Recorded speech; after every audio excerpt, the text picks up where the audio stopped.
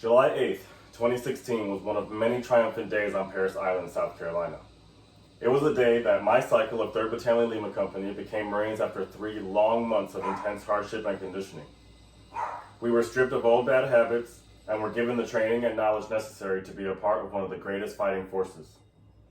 Today I will be informing you about what it takes to become a Marine and some of the mandatory processes from the minute you swear an oath to the day that you graduate from the harsh and jarring journey that is Marine Boot Camp.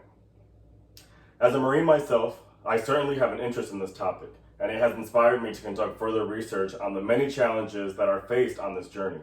With my experience and research, you will hopefully have a better understanding of this topic. First, I will inform you about the commitment one must make before they even make it to boot camp, as there are requirements that must be met in order to be eligible to enlist. Then I will cover Marine boot camp and give you a better idea of what happens during training. Finally, to wrap things up, I'll discuss a little bit of my experiences with boot camp and how I felt having completed this training. The first thing I would like to talk about is the Delayed Entry Program, or the DEP. The DEP is a pool of individuals who have made the commitment in writing and have sworn an oath to enlist in the Marine Corps. It is used to prepare individuals for what's to come with mentorship, lots of physical fitness challenges, and related simulations before their ship date to boot camp. And although this is a binding contract, this is the easiest way to change your mind and still opt out if you don't want to go.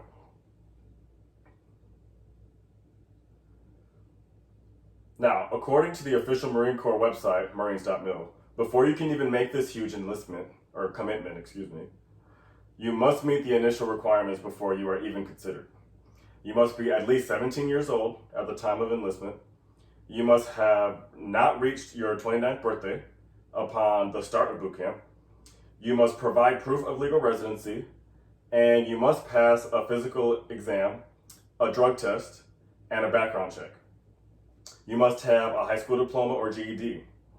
And finally, you must pass an intellectual placement exam called the Armed Services Vocational Aptitude Battery, or as we call it, the ASVAB. And this is basically one of those career tests where you take it and they kind of place you in what your best military specialty could be. Now that you have a better understanding of the eligibility requirements and what happens in the DEP, I will now discuss what it's like during basic training. During basic training, you are constantly being screamed at, rushed, and pushed beyond limits you never knew you could exceed. There are many different events and assessments you are put through in order to strengthen your body and your mind. Physical training exercises are a huge part of the conditioning to become a Marine, and it's much more stressful when you have drill instructors running around and screaming in your face.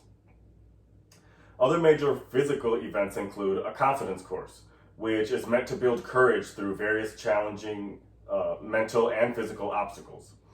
Another major event is going to the rifle range. This is a 2-week training, and you spend 2 weeks on this, and you must pass a qualification assessment in order to move forward with basic training. After 3 months of intense training, you are put through a culminating event that is called the Crucible. It takes place over 54 hours, and it tests recruits mentally, physically, morally, and is a defining experience of recruit training, as everything you have learned must be applied to complete this event.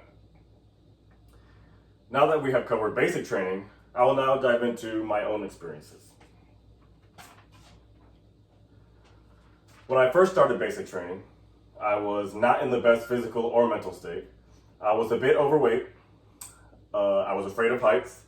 I didn't have much confidence or self-esteem, and I just didn't feel as fierce as I did after I completed basic training.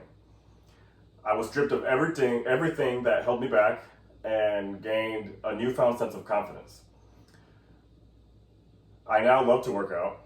I've learned good leadership skills. I take everything I do very seriously. I give my best no matter what. And these are only a fraction of things that I've gained from that experience of basic training. So in conclusion, I have discussed with you what it takes to be a Marine through my own experiences and further research of basic training and the DEP program. I hope that you feel a little more informed about becoming a Marine and what is that we go through in order to receive the title and the effects it has after it. I'm sure everyone is now dying to walk into a recruiter's office and go sign that paper now that I have given you my speech. And to you, I say good luck. Thank you.